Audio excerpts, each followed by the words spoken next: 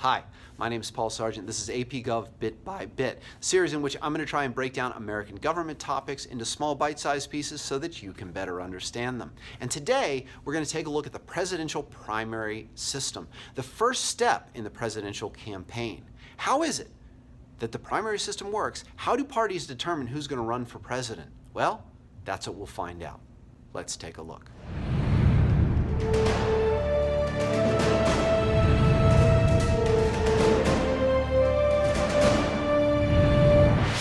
Okay, so before we get into this, we have to understand that the election process for president is a very, very long process. In fact, for many of these candidates, it can be almost a 2-year process, crisscrossing the nation, making speeches, debating, talking to the press, having every bit of their lives pulled out in front of them for everybody to see. Yeah, it's a long and arduous thing, which actually turns a lot of people off from running.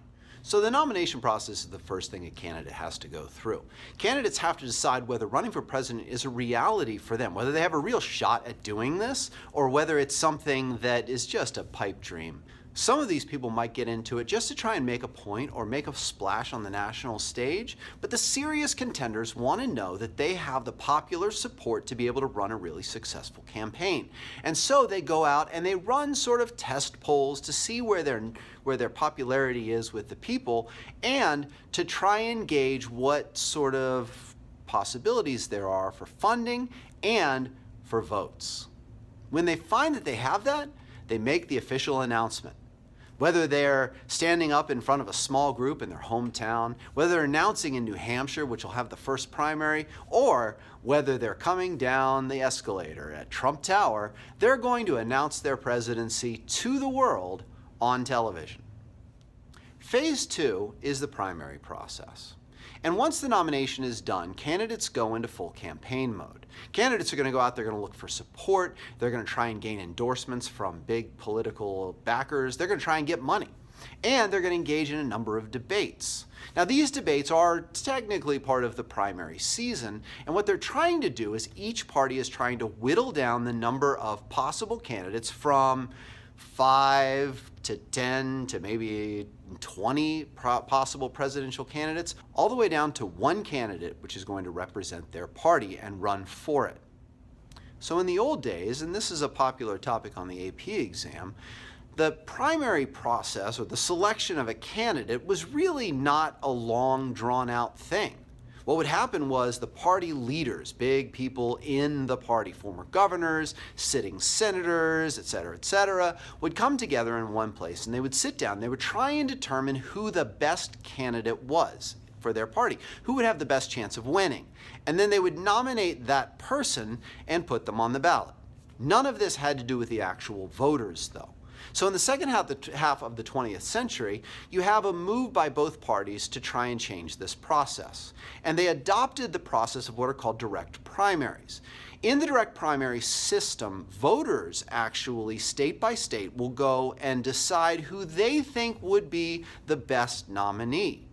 And in each one of these primaries, candidates will gain a certain number of votes, a certain number of delegates, people who will attend the National Convention and are pledged to vote for them.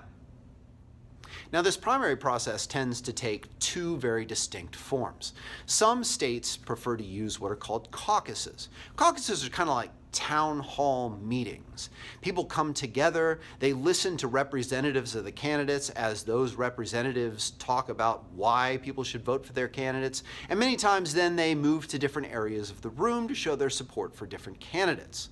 Now, the turnout in caucus states doesn't tend to be as great as in other states because this involves a significant amount of time. It could be 3-4 hours in one place and a significant amount of political engagement. So most other states, and most states overall, tend to use a more simplified process. In a typical primary, voters go to the voting booth just like they would in the regular election, and that's where they cast their vote for who in their party, in most cases, they would like to see as the nominee. Now, states obviously are the ones that set election law. This is set up in the Constitution, and states run this differently. There are really two major ways that states do this, and they're referred to as either closed or open primaries. In a closed primary, the parties have decided that only party members, those people who've registered with the party, are going to be able to make this decision. I mean, come on. Why let people outside of your party decide who your nominee should be? Your nominee should be decided by people who've said that they support you anyway.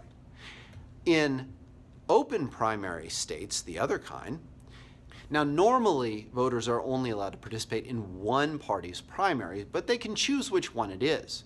This is especially helpful for independent voters who are going to put their support behind someone that they like, and they don't have to be tied into one party or the other. There are some complications with it and possible diabolical schemes of sabotaging elections, but we don't have time for that now. So we'll move on to the National Convention. Well, throughout the primary process, the idea is to wear down the opposition. It's like a war of attrition. The goal is not to demolish your opponent inside of your own party, but it's to make them so unelectable, to get them to the point where they are not getting the fundraising, they're not getting the backing, they're not getting any of that, so that they will decide to drop out of the race. And this usually happens, so that between January and May or June of any election year, as states hold primaries, candidates decide that they just don't have a chance, and so they drop out of the election. And we are left by June with one candidate from each party who's effectively knocked out all the opposition. And in July or August, each party holds its national convention.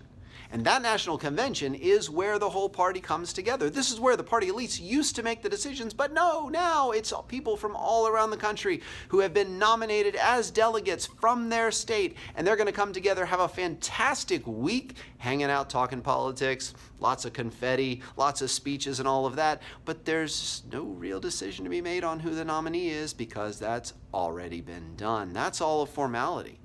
And so, it becomes a big pep rally to start the general election when the nominee from that party will take on the nominee from the other party.